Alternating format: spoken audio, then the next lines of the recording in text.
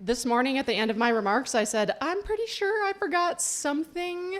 I did, in fact, forget something important. This morning, I neglected to recognize Suzanne Basella, who is the CEO and president of the U.S.-Japan Council. Suzanne, I'm sorry, and we welcome you even further.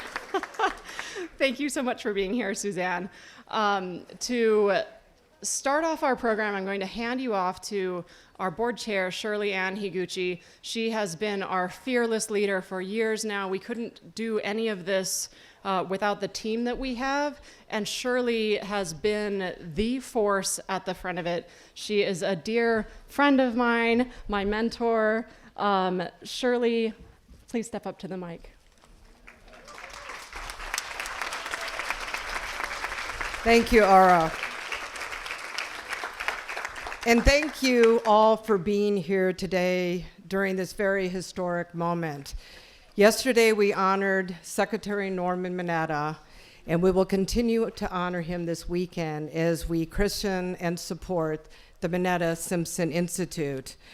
But now I have the distinct pleasure of welcoming Congresswoman Liz Cheney.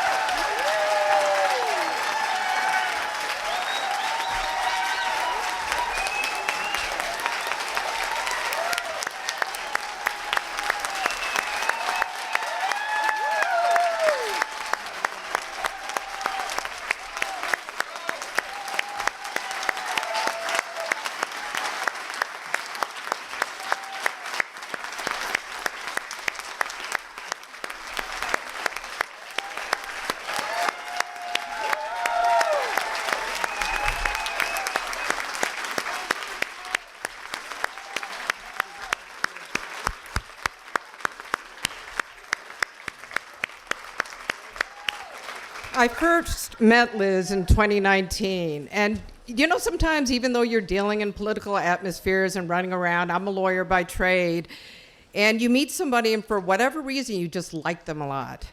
So immediately after meeting with her in 2019, where she supported the Japanese American Confinement Sites Consortium grants, I came back and I talked to my partner, Ray, and said, there's something about Liz that I really like, and I just really can't put my finger on it. And then I recalled several years before that, when I'm taking the DC, Salt Lake City, Cody hub, I actually sat next to Vice President Cheney, who's here today, and I'd like everyone to give him a round of applause as he supports Liz.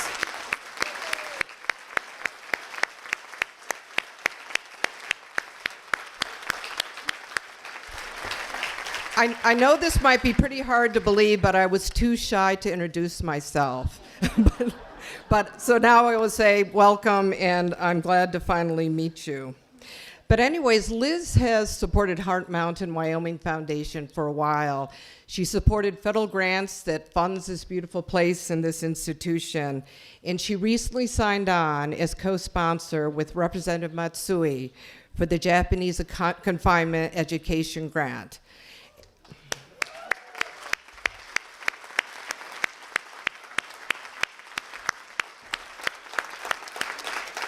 Through the tireless work of our stakeholders, Japanese American Citizens League, JANM, and other groups, we have decided to rename that piece of legislation after Norman Y. Minetta.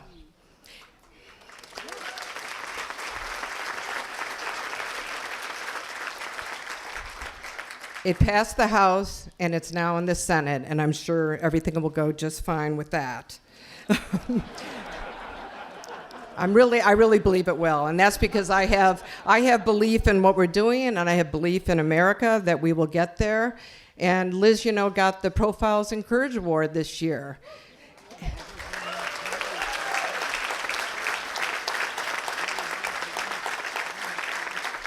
And what's important about that award, it really represents when an elected leader or a person of power could step in and do what's right, even though it's not popular.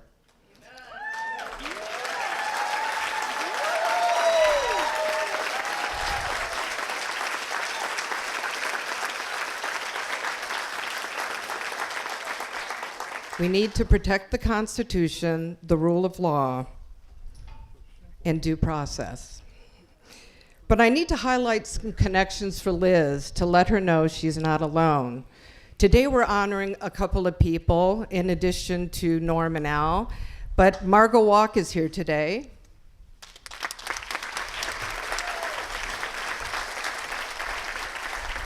Margot's father was a lawyer during World War II with the War Relocation Authority. And did you know he resigned under protests because he didn't believe what was happening to American citizens at Heart Mountain? Now that's courage.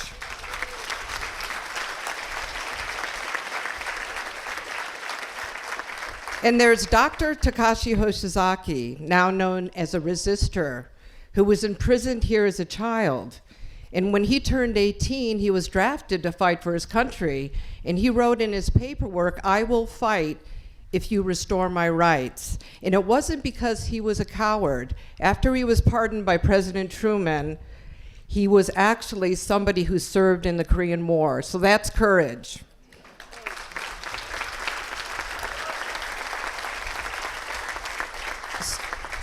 So when we look back at these individuals who stood up, and unfortunately for Maurice Walk as well as Takashi, it took about 87 years. We will look back at this day and know that we are working towards the right goals for America. And I'm so excited to be here. The one other thing I wanted to mention about Liz, in addition to her courage, is she really exemplifies what Norm, Minetta, and Helen Simpson are all about. Do you know that Norm served under a Republican administration before he served under a Democratic one? And it was Liz's father who made the phone call and said, "We want you to be our Secretary of Transportation. We don't care what party you're from. We know you could do the work." And that he did.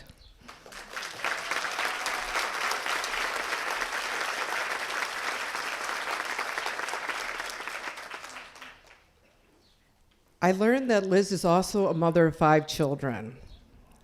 And as a mother and grandmother in my own right, I know it's a challenge to be a mother this day, but to do everything on top of that and have a family, I don't know how you do it. So thank you so much for that.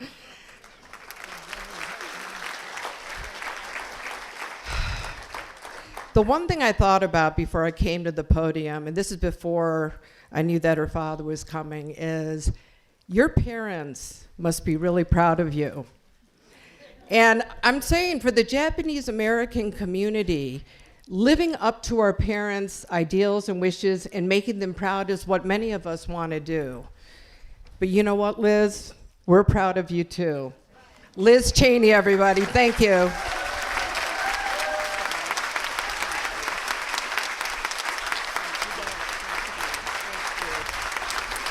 Wow. Thank you. Thank you very much. Thank you. Please, thank you. Thank you. Thank you very much. Wow, thank you so much. Thank you. Well, that's the first time that somebody has made me cry twice before taking the podium. So, Shirley, thank you very much for the kind words. And I can't tell you what an honor it is for me to be here for so many reasons, to help to make sure that we never forget what happened, that we never forget this dark period of our history, to make sure that we keep the history of what happened here and what the United States did, keep that alive, and how important that is. And it's a humbling honor to be here with families of those who were imprisoned here and with those who were incarcerated themselves. So it's my honor and privilege to be able to be part of today. It is also a tremendous honor to be here because of deep family ties. And those deep family ties are both with the wonderful Simpson family, so many of whom are here and who are unparalleled in their service to our nation and their service to our state. So I want to just say thank you to the Simpson family and to Al and Ann and everybody who's here. And what an honor it is to be here with all of you. So thank you, Pete and Len.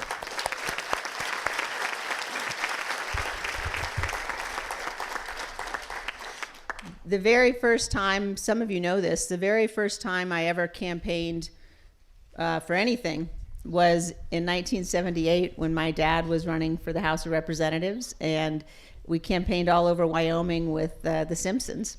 And Al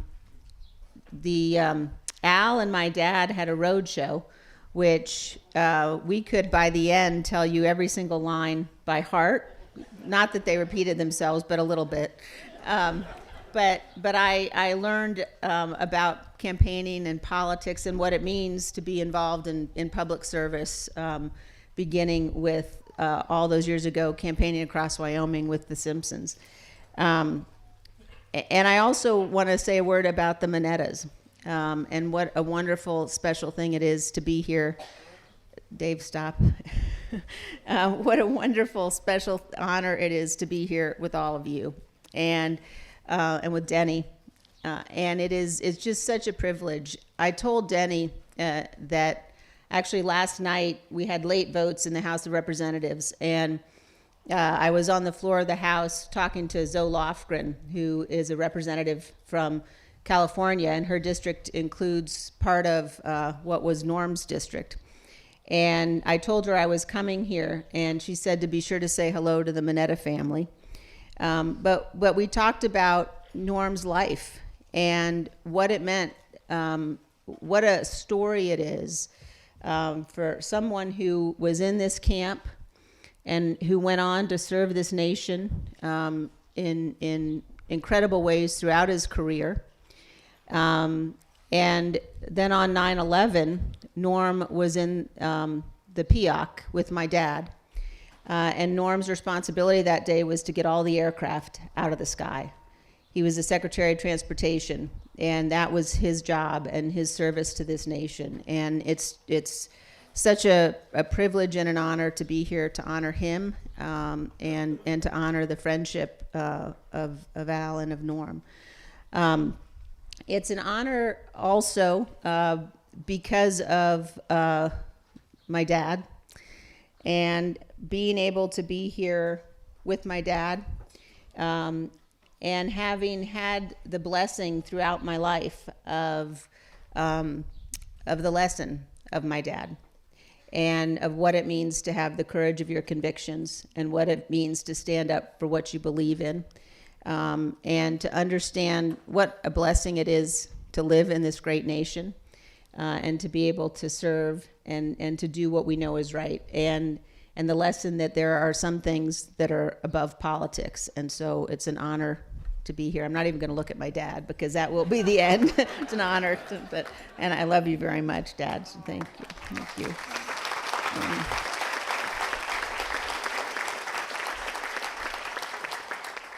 And let me just end by saying that the friendship of Norm and Al really represents what this nation can be and what this nation should be, and represents two people who had policy disagreements, but who had a bond that went beyond that, and who knew, and Al still knows. I didn't mean to talk about you in the past tense, Al.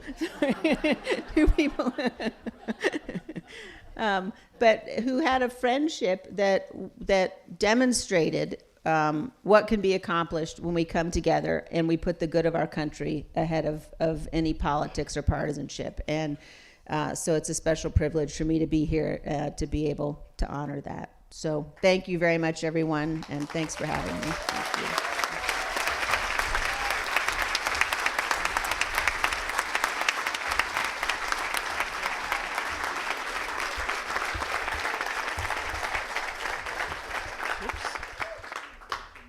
All bend down.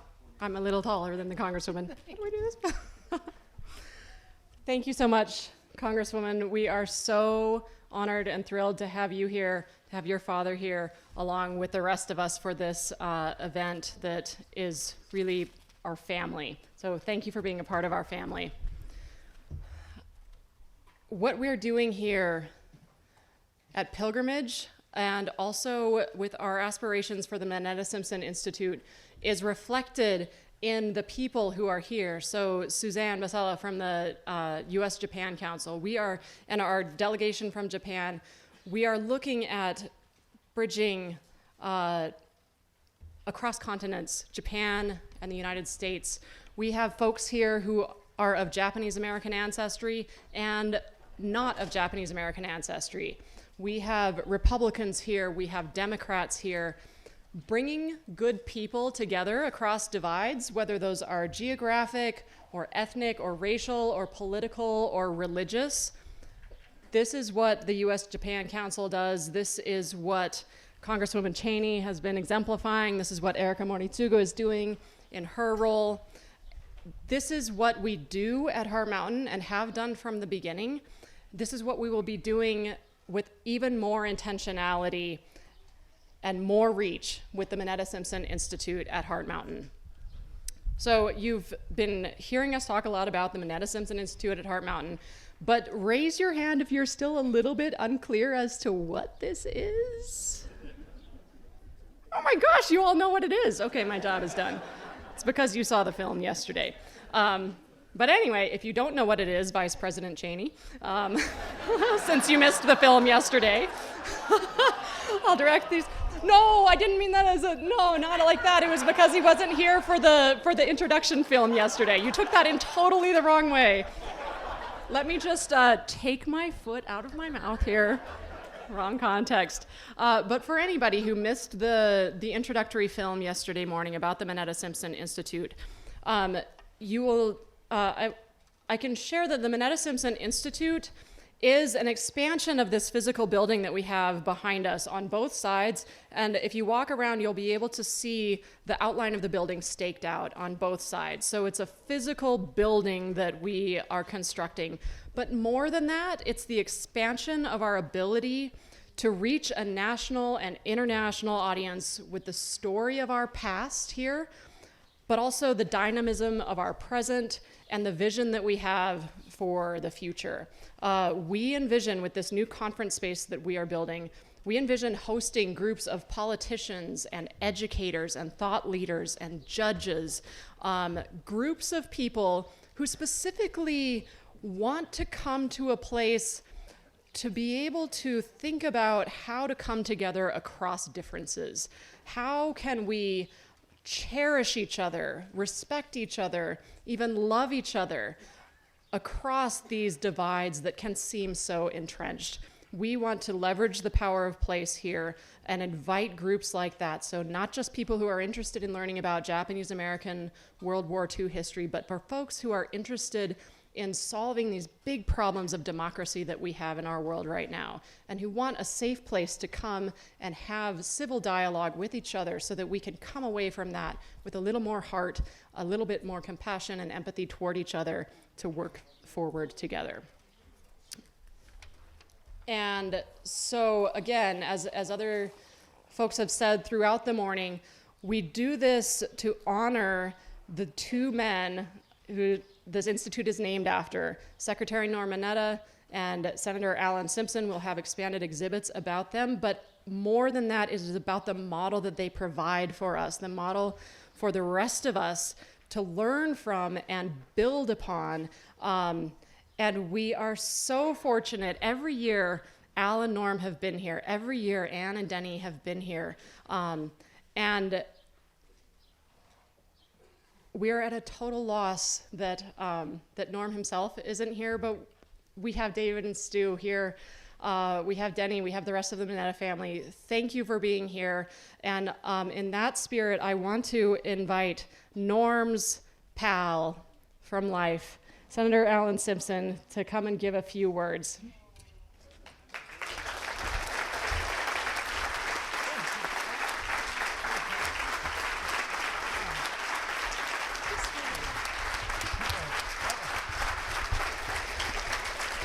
Well, now, no.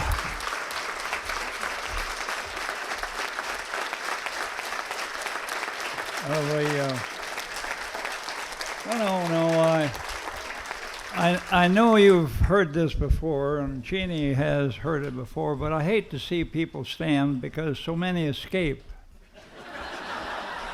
You can see them trailing out during the ovation, God almighty.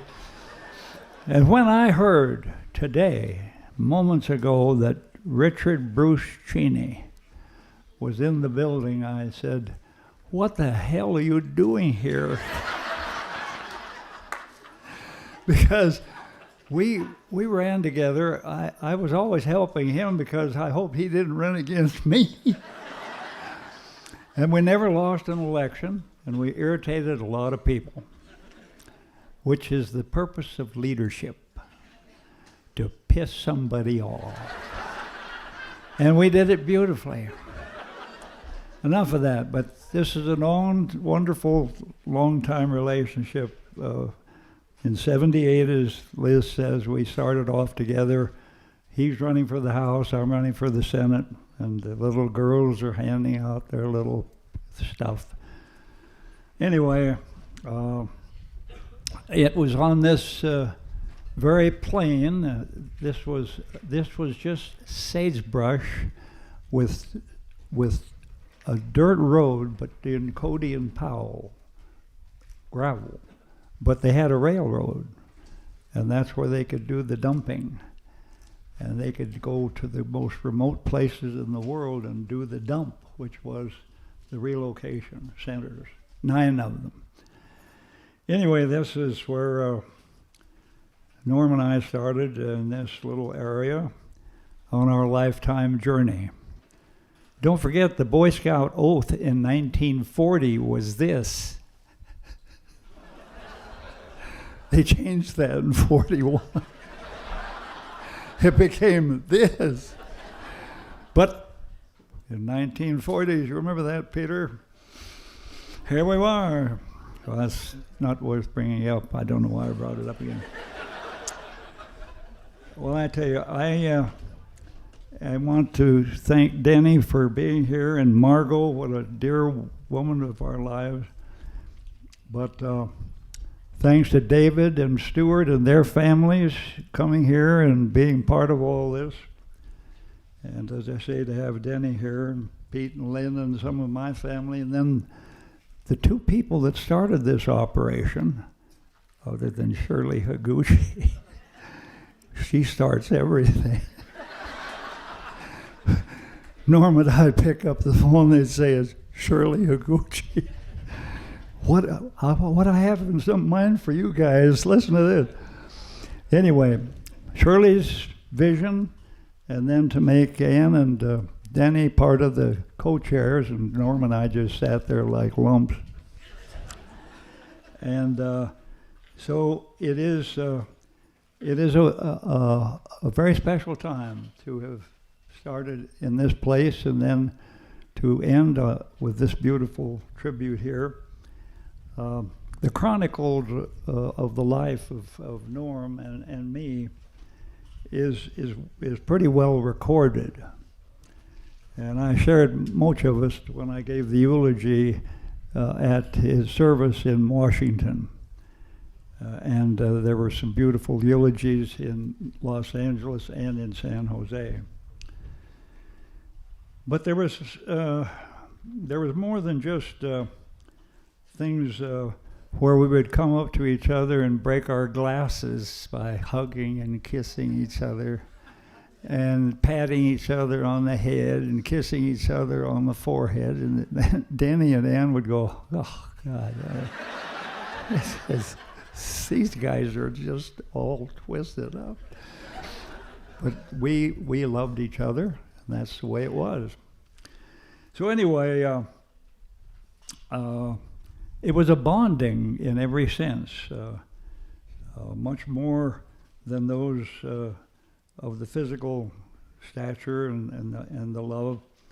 And as I say, the women and the 2 gals would roll their eyes, but we realized that the full quality of his life was ebbing toward the end. We talked a lot with Denny and the family. And then when we were told that his worldly life had ended, I said to Ann, it was a very chilly day, take me to the camp. And to the place where we often had our seminars out there by the memorial for the military people. And I howled into the wind like a banshee. Grief-stricken would be the word. And Ann sat in the car and let me howl. And it was a good howl. And it took me away from the pain and the anguish. And then there was silence and calm. And maybe that's what they say in most Bibles, the peace that passeth all understanding. So you wouldn't know what to do if you had it, because it passes understanding.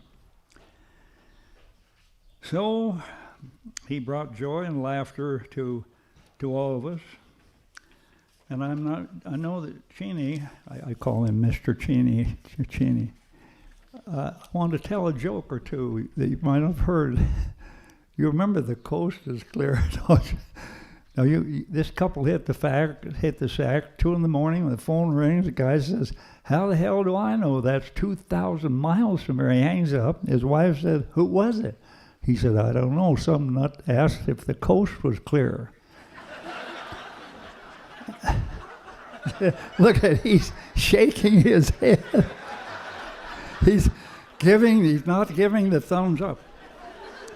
The other one was the 2 guys in a penitentiary in another state, and one turned to the other, said, the food was better here when you were governor. And the final one, and he's shaking his head again, the difference between a horse race and a political race. In a horse race, the entire horse runs. Now, I knew that Dick would just be shaking his head, and Brother Pete, too, shaking it, and our children all shaking their, and Ann. Anyway,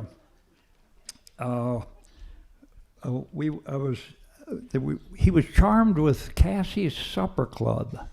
He'd go out there and he'd order chicken fried steak with cream gravy and mashed potatoes with butter all over it. And then he'd say, you can't eat that. And he said, no, but Al will eat the rest. Which I did. And they asked us, what were the differences of us both? I said, well, he wears an 8.5 shoe and I wear a 16.6E. Anyway, this is a very personal and poignant tribute to him, and one that he would be here somewhere. And he would say, in his own word, absolutely. Always it was absolutely or thanks a million. Now that was the end of that notes right there. I had those turned over, and I had them turned backwards. Oh, I wanted to say that there was a shocking thing this morning that Boy Scouts were all from Powell. I don't think we have any Boy Scouts in Cody. And anyway, here we are with more to come and a great complex that's already here. And it is a pleasure and an honor. And I remembered well what, as I said something at the services in Washington about the chronicle of our lives, there was much more to us than just joy. There was seriousness and pleasure and those things. So I got rid of that one. I have 2 more minutes. Don't just relax. Turn that over. I just want to tell you about the cruise lines that we went on. We were contacted by cruise lines. Minetta and Simpson are going to share their remarkable histories on the cruise, and we'll pay for it. We said, what the hell how can you fight that? So off we went, Denny and Ann and Norm and I, to the cruise lines. I want to have a hat that I brought with me because in Panama, a guy tried to sell us one of these for $40. We got him down to 10. And the girl said, it's still not worth it. But I wanted to bring it as a tribute. It's not a usual cowboy hat, but I'm sure it's mine. Did Norm keep his? Yes, I'm sure he did. Enough of that. And there was extraordinary things in the cruise line because we would stagger around there, and then we'd stop a little, get something to eat. And Norm would always eat a cheeseburger and a Diet Coke. I would have a beer and try to forget the pain of it all. We looked like a couple of prize mules at the county fair with our ribbons on. By that fair is going on in Powell right now. It's a good one too, you'll bet. Anyway, we were feeling pretty cocky, and the girls were a little tired of it. And as he said, I just do this between lunch and dinner, and that was enough for me. Now, this is the end of that, and that's the end of that. Now, here's the final pitch. I gave this at the eulogy. Very short, this part. I said this: he was a living vessel with all of the ancient truths of life, loyalty, patriotism, friendship, humor, fairness, trust, openness, guts, courage, transparency, and no tricks. We would both have a very tough time, as would Dick and all of us, tough time working in Congress these times, because hatred is consuming the two political parties and stalls all legislation. Hatred corrodes the container it's carried in. You have to remember that. I was the beneficiary of this giant of a man. I loved the guy. And he always had something to say about just do the right thing. What's more complex than that? Do the right thing. So we here today honor him and we mourn him. I do. We all do. We mourn his loss from our own lives and what he was to each of us. And that is so personal, so intimate, so down inside. You can't shake it. It would have been so much easier to have Norm here with us, right here with us.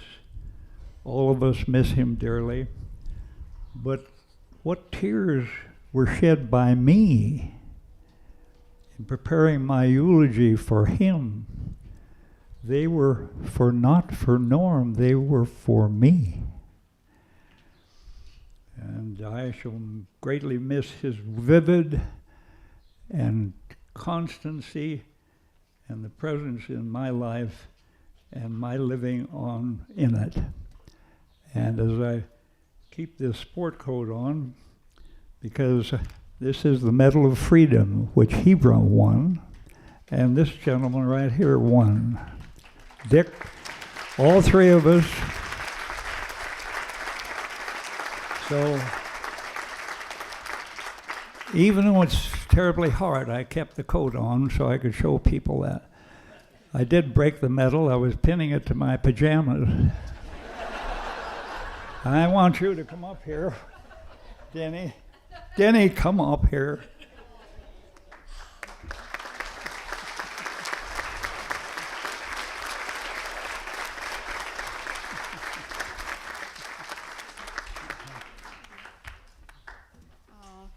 I'm a little shorter. Al, thank you so much. You meant so much to Norm, and Anne, you have my heart. He is a great man. She is a great woman, and I'd like for her acknowledged too.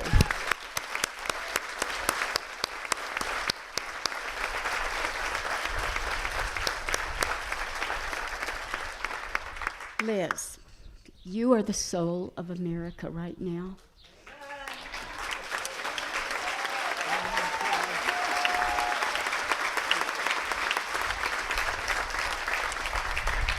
Vice President Cheney, Norm served with you since the 70s. He had respect for you. You honored him with your book.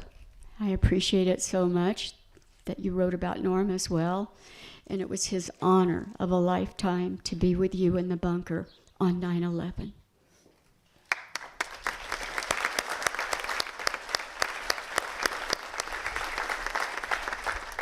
I'm honored to be here today to represent my husband, who all of you know, most of you know or knew, Norm Minetta. He passed away on May 3rd of this year. And he's missed. He's missed so deeply. But I am so happy that his two sons, who he loved, he was so proud of, are here with their beautiful families, and I'd like for them to stand. David and Christine, Stu and Scarlett.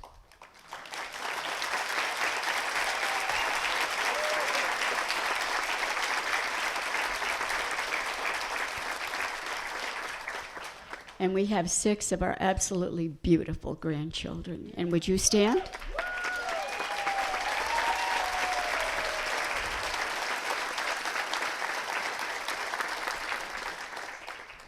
I know that the work here that you do at Heart Mountain and will be in the Minetta Simpson Institute will continue to go on, but his spirit will be here. He revered the land that we're at right now. It was the land where his parents came and his brothers and his sisters came to be incarcerated because they looked different, because the United States had the misfortune to fear them, and not one person was brought up on charges that had done anything against this country except respect it and love it and continue to honor it to this day.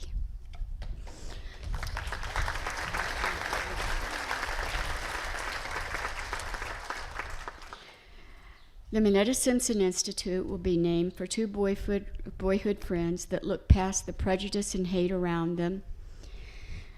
And they would serve in Congress together in Washington from different political parties with dignity and respect. And as of July 7th, with a ceremony in the White House for Senator Simpson, 2 American heroes who both received the Presidential Medal of Freedom, our nation's highest award. How fitting and rare that each of them received this award from presidents from different political parties.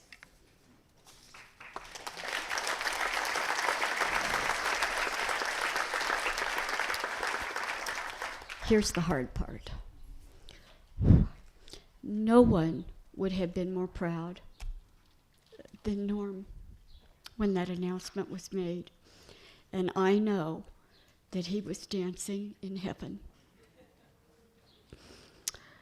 This weekend marks the conclusion of this year's annual pilgrimage to Heart Mountain, where people from all over the United States and Japan will learn not only what happened here, we also learn of the resilience and the strength of the people imprisoned here.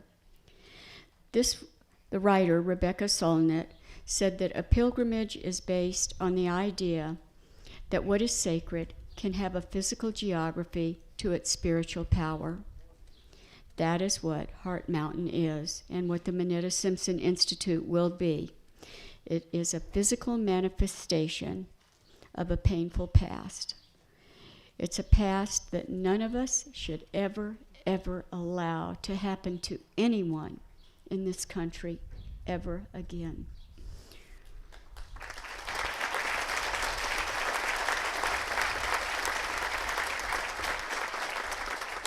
The story of Norm and Al is one of joy and love and compassion, and it was born out of a time of prejudice and hatred. As young boys, Norm and Al had the character to choose what was right and good.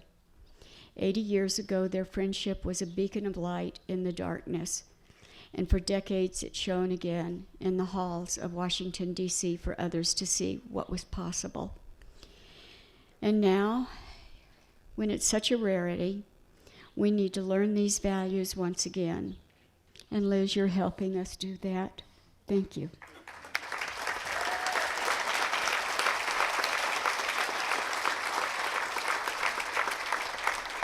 The Minetta Simpson Institute will serve as a lighthouse by which citizens and leaders can meet together freely to exchange ideas to make this country a better and more perfect union. And Shirley, thank you for the dream you envisioned to honor your mother. Your dream has become our reality. Thank you.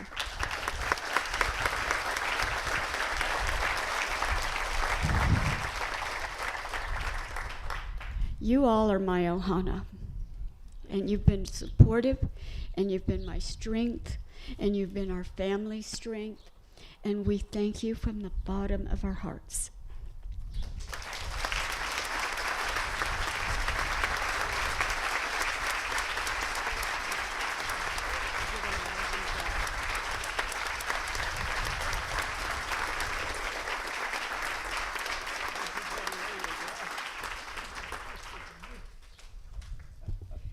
She is a wonderful speaker. And I am so impressed. And Norm should have let you talk sooner. You really hit all the high points. Thank you so much. And we love you, Denny. And we'll look out for you forever. Now I'd like to introduce David Inouye, Executive Director of the Japanese American Citizens League, the oldest Asian civil rights organization in the country. David works across the aisle, and he has supported us through many educational efforts on Capitol Hill, as well as the Japanese American confinement sites work that Liz Cheney has supported as well. So right now, David's coming to the podium and introducing Erika Moritsugo, our keynote from the White House. David?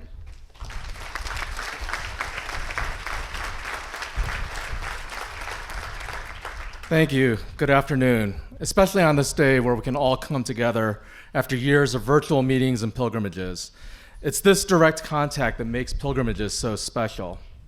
And even so, as it's been mentioned already, we can't help but look around the space and be reminded of those we have lost, none more than Secretary Norman Y. Minetta. Denny and the Minetta family, as much as we all continue to grieve, we know the loss for you and the family is so much greater. And you feel it every time we gather like this. So it's so heartening to have you here with us all today. But it is that very memory and the loss of what Norm meant to us and the Japanese American community, the Asian American community, and most of all to our nation that brings us together today. The Minetta Simpson Institute represents many of the ideals that Norm brought to Washington as a legislator and later serving in 2 different presidential cabinets, 1 Democrat and 1 Republican, with Vice President Cheney right here today. He wasn't alone in this, though. He had a lifelong childhood friend with whom he could work with across the aisle and across the chambers of Congress, and Senator Helen Simpson. It is that friendship that we recognize today as we break ground here and look to a brighter future that can recapture those types of relationships that help our government to function as our founding fathers intended. So congratulations to the Heart Mountain Wyoming Foundation, to Shirley, to Doug Nelson, I'm sorry that he can't be here with us, and to all the members of the board of directors and the staff of Heart Mountain for what you and what we all are embarking on today. Now, when we think of President Biden, we can't but help remember his long career in the Senate. And among those many relationships he built during that time, one in particular, Senator Helen Simpson. When President Biden came into office, he came with an understanding of those relationships and the power they provided to get things done in Congress and for our country. It is that idealism that we celebrate today with this groundbreaking. Now, some have called for him to abandon those ideals and forge ahead unilaterally. But where would that leave members of the Republican Party, such as Liz Cheney, who have put country before party and tried to work together? Congresswoman Cheney, thank you for your presence here today to honor this legacy and to bring about a possible future when we all can genuinely work together. And this brings me to introduce our keynote speaker today, representing the White House and those ideals of President Biden, Erica Moritsugu. Erica was appointed by President Biden in April of 2021 to serve as Deputy Assistant to the President and the White House's first Asian American and Native Hawaiian Pacific Islander senior liaison. She has had a distinguished career throughout nearly every facet of public service, from working at the city of Honolulu to her present role at the White House. At JCL, we also partnered with Erica when she was at our civil rights and social justice partner organizations of the ADL and the National Partnership for Women and Families. To give you an idea of how her career has progressed, when I first met her close to 20 years ago, then as a relatively recent graduate in the field of public health, I was actually more impressed to meet her as the daughter of Surgeon General Kenneth Moritsugu. The other day, at the signing of the Asian American Museum Study Act, Dr. Moritsugu was introduced by the president as Erica's dad. I cannot understate what Erica has brought to the White House in her role. It is an affirmation of the president's desire to work with the Asian American community, and particularly the Japanese American community that she has represented to the president and throughout the administration. I want to assure you that as Erica forges partnerships and genuine friendships with the people that she meets here today and over this pilgrimage, that these relationships will grow and endure, not just with Erica. She is creating the tone and the expectation in the White House on how to engage with our community and to ensure that the stories of Heart Mountain are not only never forgotten, but cherished in a way that truly honors the legacy. It is this deep commitment to forging these friendships and partnerships with a strong underlying commitment to social justice values that Erica represents and makes her a perfect representative of the White House to address us today as we dedicate the Minetta Simpson Institute. Please join me in welcoming Erica Moritsugu.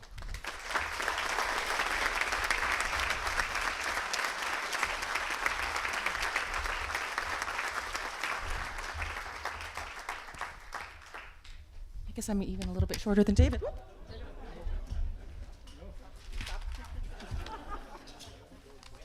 David, thank you for the wind of gust of excitement that you bring in that nice introduction. I can't believe it's been 20 years. We were only 4 years old when we met. I know that your son is here, and I hope he's as proud of you and your work as I am. Akira, hey.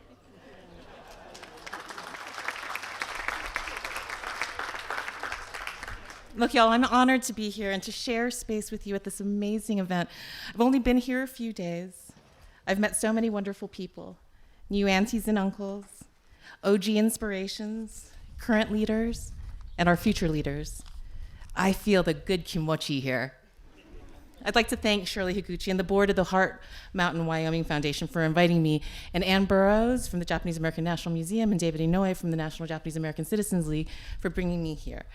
I'd also like to acknowledge our distinguished guests, including Representative Cheney and her family, and Senator Simpson and Mrs. Ann Simpson and their family, Minister Ai and Counsel General Mikami, and of course, the Minetta family. The boys, I put that in air quotes, that's what everybody calls you, I'm sorry. The boys and your partners, the extraordinary, extraordinary grandbabies, and Denny. Thank you for all that you do. I cannot imagine how hard it is to be here without him today. We honor him, of course. I'm gonna feel like I would look at you, but I hope you feel it. Our love is for you, Denny. We honor you too here in this special day as a treasure of our community and our family. Thank you.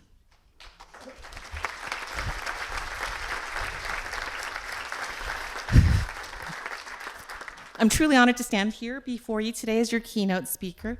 I feel the power of place being here on this land. Aura mentioned it, I just want to foot stomp on it. This site is the ancestral homelands of the Upsaloga people. Then the land was transformed into a Japanese American incarceration camp during World War II, and later turned into homesteads for returning veterans of World War II. So as you can see, this land use evolved over the course of many generations, but the stories are still tied to these terrestrial lands, and these memories are carried down each generation within our hearts and spirit. There are some today who are incarcerated here at one of the 10 war relocation authority camps across the country. There are people joining us today who are descendants of the Nikkei community who were imprisoned during World War II. And we also have people here whose families did not directly experience the incarceration, but are educators, advocates, neighbors in the local community, our allies. Thank you for your allyship, your fellowship, your sharing of this history and what the future is to bring. Because as we gather here today, we're remembering our collective American history. As the late Dr. Frank Kitamoto, who was incarcerated at Minota, has said, this is not just a Japanese American story, but an American story with implications for the world. I stand before you today as a yonsei, one of the oldest yonsei you'll ever meet, but that's fine, and a proud Japanese Chinese American who believes that this story is important to remembering and to carrying on. Now, I grew up in Hawaii and grounded around core concepts of okage-sama de. It takes a village to raise each and every one of us, and I was honored to be able to have the great leadership of Norma Minetta and Child of Heart Mountain in my life to help and direct and mentor me. He led by example through true friendship, honesty, loyalty, humor, fairness, trust, and courage. Secretary Minetta was always telling us that as we climb the ladder, we need to reach back down and help pull someone up in our place. At his Washington Memorial service, his friend Karen Narasaki said that Secretary Minetta showed us how much could be achieved when one does not care who gets the credits and when one serves with an open heart. Secretary Minetta was a rare person, always trying to encourage people to be the best they could and investing in our shared future by coaching and mentoring the next generation. There are many of us here who have been touched by his leadership or his openness to help his community. And I hope that we can channel his optimism and persistence to making the world a better place by, as Senator Simpson has said, do the right thing. Because of your shadow, Uncle Norm, which falls on me, because of your help, okage-sama de. I am who I am because of you. We are who we are because of you. Okage-sama de is something that I was taught as a child, along with the values of giri and otagai, the obligation to those who came before and the people who come in the future. And I saw this my whole life. I heard and witnessed the sense of obligation and the courage to lead through stories of and from my own ancestors. It's something that shaped me to be the career public servant that I am today, the commitment of my own ancestors and yours, fighting for social justice and fighting hate and empowering individuals and communities. For me, we had so many people in my family who served during World War II. Like so many, they rose to defend and serve the only nation they knew, despite being treated unfathomably by their own government, sent away to incarceration camps, scapegoated and then shunned and forgotten from the rest of the country. My grandfather served in the 100th Battalion from its formation in June 1942 until December 1942, when he was reassigned to the Military Intelligence Service, one of the Senpai Gumi, or OG, of the 100th Battalion. After graduating from the MIS language school at Camp Savage, Minnesota, he served in the Pacific Theater with the 27th Infantry Division in the Saipan and Okinawa campaigns.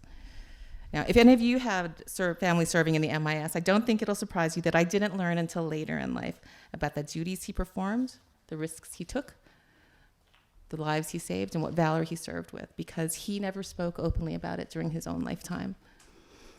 Life-saving heroism and service were common to the men who served in the 100th Battalion and 442nd Regimental Combat Team. My great-uncle, Masato Nakai, Uncle Curly, served with the 100th Battalion in Europe and was awarded the Medal of Honor.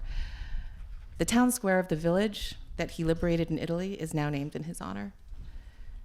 His daughter's father-in-law was Uncle Ronald Kuroda, another 100th veteran who was awarded the Distinguished Service Cross in separate action in Italy. Uncle Ronald's younger brother, Robert, died in action and was awarded the Medal of Honor posthumously in France, for service in France. Now, at the same time, my great-great-uncle, my great-grandpa's baby brother, was arrested for being a leader of his fishing village in Heia, which is in Kaneohe, Oahu now, and imprisoned at Sand Island in Hawaii, and then transported to a New Mexico incarceration camp. He was released in November 1945, but was in such poor health, he died shortly after returning home to Hawaii. So my friends, it's this juxtaposition where the most distinguished servicemen were fighting and some dying for our country is seen side by side with the incarceration of others from the same community and some from the same families. And if you look towards the heart of Heart Mountain, you'll see a testimony to this at the memorial of our veterans here and the honor roll of the incarcerees who donned our nation's uniform in this war on behalf of their United States of America. This legacy, these learnings, and the generosity of the survivors of the camp and the descendants who share their stories in this sacred place cannot help to move me or remind me what brings me to this work and the role that I now serve in the White House. As Deputy Assistant to the President, I'm a member of the Senate President's senior staff, acting as the voice in the West Wing to lift up the hopes and needs from an Asian American, Native Hawaiian, and Pacific Islander perspective in all of our administration's policies and community engagement. I'm charged with making sure that the richness and diversity of our communities are not made invisible, and that the impacts of the administration's policies are informed by and inclusive of and communicated back to our communities. I do all of this work with the support of a vice president and a president who've made clear that their commitment to empowering and uplifting Asian American and Native Hawaiian and Pacific Islander individuals, families, and communities since before their first days in office. And since the beginning of the administration, President Biden and Vice President Harris have prioritized addressing anti-Asian hate and advancing safety for AAN and HPIs. As you all know, incidents of anti-Asian hate continue to cause terror and anguish in our communities across the country. These incidents strike members of our community in ordinary places, in public spaces, places of work and worship, and in our neighborhoods. That's one of the reasons why that in his first days in office, the president announced that it is the official policy of his administration to condemn anti-Asian xenophobia, intolerance, and bias. Last May, he signed the bipartisan COVID-19 Hate Crimes Act into law. And this past spring, you may recall that the president used his platform during the State of the Union address to reaffirm his commitment to the Asian American and Native Hawaiian and Pacific Islander communities. And last month, he signed into law a measure that creates a pathway for the establishment of a national museum for Asian American and Native Hawaiian and Pacific Islander culture and history, not just so that we and our children and their children can see themselves reflected in our nation's history, but so that the rest of the nation can see us that way too. And even though the spike in hate and violence against us only caught the attention of mainstream media during the pandemic, if you're here with us today, then you've borne witness to the truth that these ugly prejudices and violence have existed long before COVID-19. But so did the contributions our community has made to this nation as a whole. When I was appointed as one of the president's deputies, he made it clear that we, Asian Americans and Native Hawaiians and Pacific Islanders, have a seat at the table to be seen and heard and valued, which is why it's the honor of a lifetime to do this work in the White House on behalf of our communities. And I've been lucky throughout my career to learn from extraordinary leaders and public servants who modeled the kind of leadership that I admire and try to emulate, like Norm Minetta, who devoted his career to public service, working tirelessly to make America stronger and safer and more just by fighting for civil liberties for all of us. Secretary Minetta broke many barriers to allow myself and all of us to be where we are today. He believed with all his heart that America can accomplish anything when we come together. We just bore witness to the groundbreaking of the Minetta Simpson Institute. This institute is embracing Norman Minetta and Helen Simpson's work to come together as friends and to work across difference towards a common purpose. We all know the story of the friendship between Secretary Minetta and Senator Simpson that started way back when they were children here, meeting at a Boy Scout jamboree almost 80 years ago. But this friendship and partnership flowed and flowered, and they were able to work together to make positive and lasting changes for our communities. As President Biden said of Senator Simpson at the Medal of Freedom ceremony, in which he bestowed the highest civilian honor he has, quote, at his core, he's always believed in the common good and what's best for the nation. We didn't agree on everything, although we agreed on a whole heck of a lot. He never allowed his party or state or anything to get in the way of what was right. He allowed his conscience to be his guide. And he believed in forging real relationships, even with people on the other side of the aisle, proving we can do anything when we work together as the United States of America. Senator Simpson, thank you very much.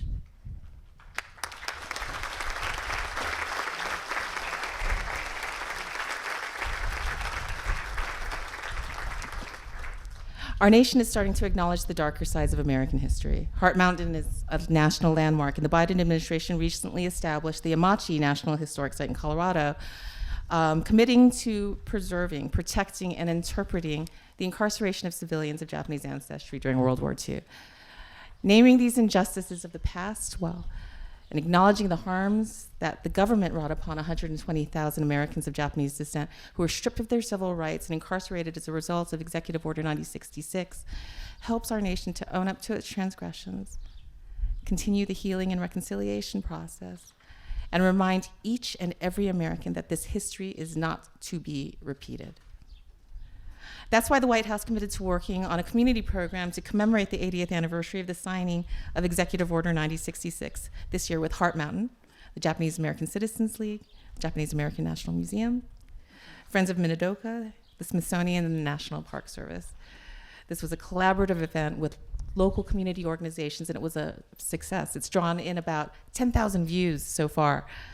The White House sent a letter from President Biden, a video address from Vice President Harris, and a presidential proclamation to commemorate the 80th anniversary of the signing of Executive Order 9066.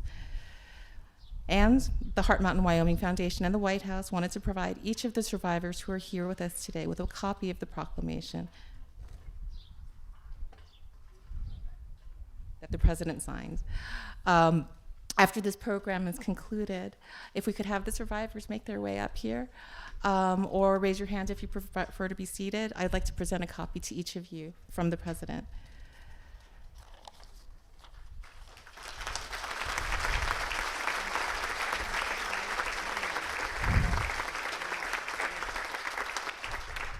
I'm so grateful for the opportunity to share this space with you today. Mahalo nui loa. Thank you. Beautiful job.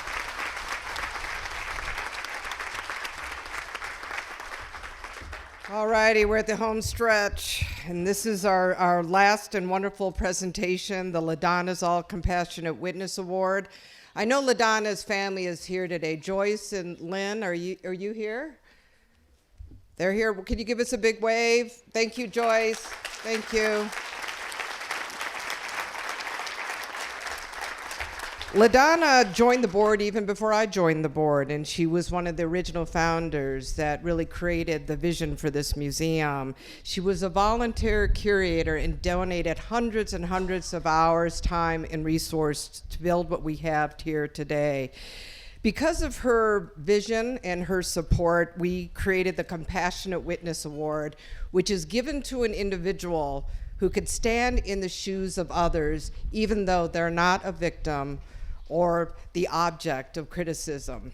And that is what Ladonna did. So today, I'm so honored to present the Ladonna's All Compassionate Witness Award to the Walk family, and we have Margot here today. I'm just gonna read a short snippet so that you have a sense of what her family has done. The Walk family of Chicago has been tied to Heart Mountain since 1942, when Maurice Walk first notified War Relocation Authority officials of the weakness in the government's legal case for the incarceration of 120,000 Japanese Americans. The following year, he resigned from the WRA, writing that its segregation policies provided the juristic formulation in terms of which future fascist persecution of racial and political minorities will be justified. His sense of justice was passed to his daughters, Margot and Cynthia, whose dedication to the Heart Mountain Wyoming Foundation first enabled the construction of our award-winning interpretive center that opened in 2011. They continued that dedication through their initial contribution and guidance toward the construction of the Minetta Simpson Institute at Heart Mountain, which will spread the spirit of bipartisan cooperation and statesmanship embodied by Secretary Norman Y. Minetta and Senator Alan K. Simpson to the wider world. Margot and Cynthia's dedication to education, humanities, and the arts have made them a vital and important representation of what Wyoming means. So right now, I would like to present this plaque to Margot Walk, who is here today.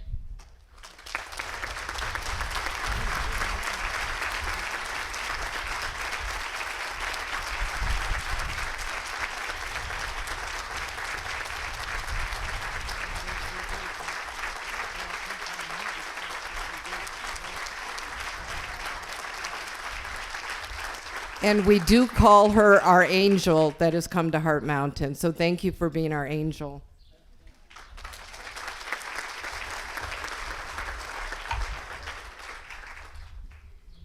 Thank you, Shirley, and members of the Heart Mountain Foundation Board.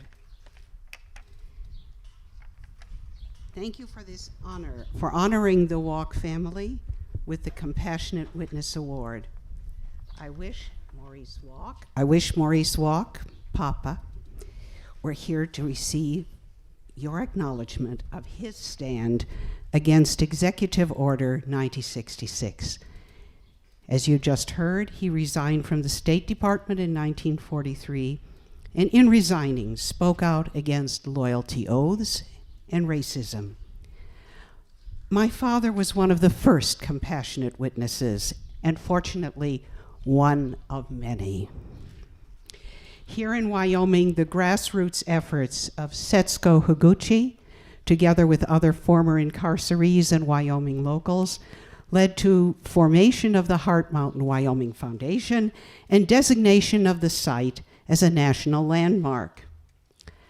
My mother, sister, and I only became aware of what was happening here when I received a note from Ann Noble in March of 2007 that read, "I am on the Heart Mountain Wyoming Foundation Board and serve with Eric Muller.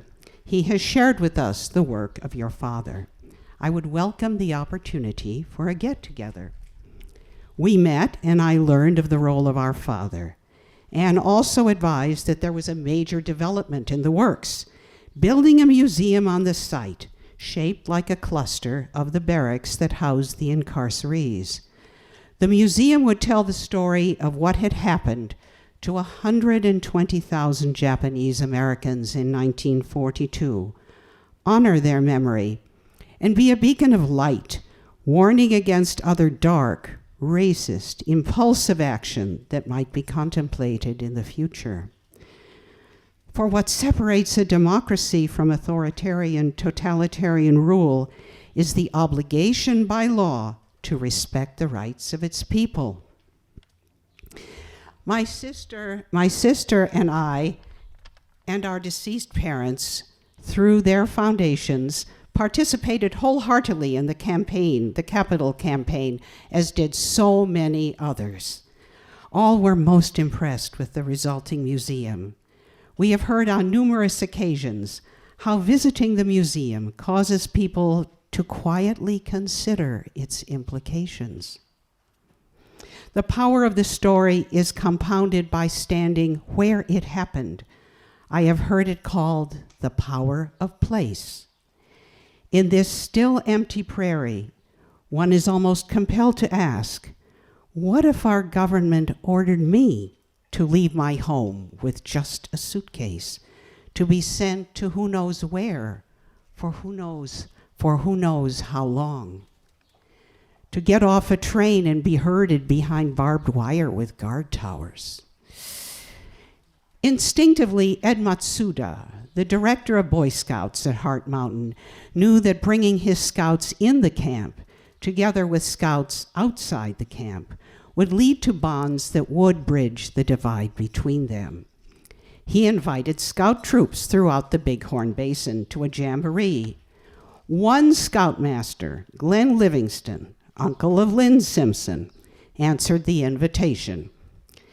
Pete Simpson, one of Glenn's scouts, told me that Glenn said, "Boys, we have an invitation to get together with the scouts in the camp. I would like us to go And first, I want you to ask your parents' permission. And when you do, tell them. They swear the same oath, they wear the same uniform, and they salute the same flag. All but one scout received permission, and we know that the Jamboree led to the friendship of Norman L., which we celebrate today. That long ago Jamboree is the template for what the Institute aspires to do long-term and on a larger scale today. We know that the work of remembering and teaching the past in order to build a better future is never done. Recently, someone overheard me talking to a person about Heart Mountain, took me aside and asked, "What country was that?" There will always be more to do to live up to our country's lofty and inspiring ideals. We accept the honor bestowed today on our family. We take this occasion to recognize also the efforts of so many who are associated with this place.